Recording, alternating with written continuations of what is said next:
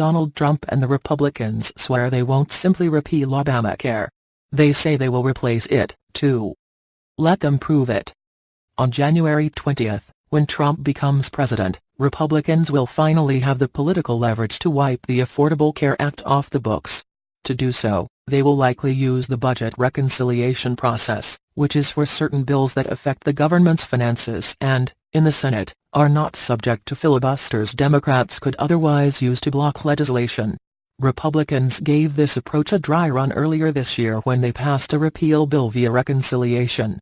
President Barack Obama vetoed it, as expected.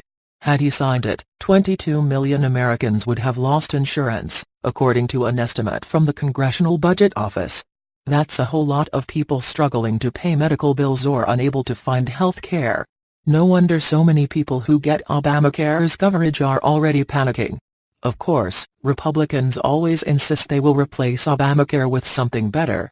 And with the prospect of enacting repeal suddenly very real, Republicans are promising they will provide for a smooth transition, by allowing Obamacare to keep functioning for a year or two after their repeal bill passes, thereby providing enough time to craft a suitable alternative. We're not going to have like a 2-day period, and we're not going to have a 2-year period where there's nothing, Trump said Sunday on 60 Minutes. It will be repealed and replaced. It'll be great health care for much less money. Sounds good. But why should anybody take that vow seriously? It was only this summer, more than 6 years after Obamacare became law, that House Republicans reached agreement on what their replacement should look like. And when Speaker Paul Ryan unveiled that proposal, to great fanfare, the architecture turned out to be more like an initial sketch than a set of blueprints. Dollar figures and other key details were missing, making it impossible to say definitively what effect their proposed scheme would have. Senate Republicans are actually further behind. Their leadership hasn't even agreed upon the most basic principles for reform. And Trump? As a candidate he made vague, sometimes contradictory statements about health care. When he finally released a plan, it was even less specific than Ryan's. Could Trump and congressional leaders flesh out these ideas, work out their differences and close ranks behind a plan? Sure. In so doing they'd have the help of a handful of conservative intellectuals who have actually taken this issue seriously and started the hard work of designing legislation. But the party is far behind where Democrats were in late 2008, when Obama had just won the presidential election and was gearing up for his own push to pass major health care legislation. By that point, Obama and the Democrats had come to a firm, well-defined consensus on what a new system would look like.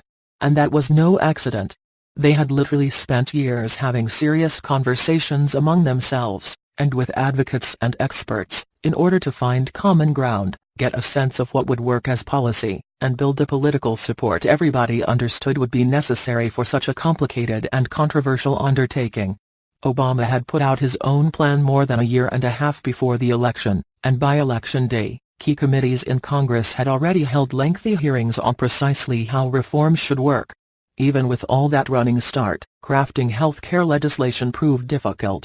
At every turn, Democrats had to weigh the difficult trade-offs of policy and politics, like whether to spend more money in order to make coverage less financially burdensome, or whether to spend less in order to reduce the program's price tag. The end result was legislation that, although true to the original concept, was full of compromises made in order to keep the Democratic caucus together, to keep hostile interests at bay and to grapple with policy complications nobody had foreseen. Many of these compromises have contributed to the law's shortcomings. If the program's insurance subsidies had been more generous, for example, fewer middle-class people would have experienced rate shock, and the markets as a whole would be more stable. That's the reality of legislation, and Democrats shouldn't whine about it. But it's a reminder that GOP boasts about an Obamacare replacement are utterly meaningless until Republicans have run the same legislative gauntlet and come out the other side with a bill in hand. For all of Obamacare's real and well-publicized problems, it has also had enormous successes, including not just the coverage expansion but also efforts to improve the quality of medical care. One reason those achievements get relatively little attention is that everybody, politicians, the media, the public at large, compares Obamacare to mythical alternatives that don't even exist at the conceptual level, let alone as finished legislation. The great Republican Obamacare replacement is an example of this. With time and actual work, maybe Republicans can come up with a better system. Maybe they can't. Or maybe, after mulling the possibilities, they would decide simply to modify the law, while still calling it repeal, in ways that actually improve coverage and costs. Who knows? Maybe they'd even find some Democrats to go along. Anything is possible. The point is that a change this consequential shouldn't be a total mystery. Before Republicans yank away Obamacare, with its coverage for so many millions and consumer protections for so many millions more, they owe the public a better sense of what's coming next. That will only happen if Republicans hold off on eliminating the program until they've settled on a substitute. In other words, no repeal without replace.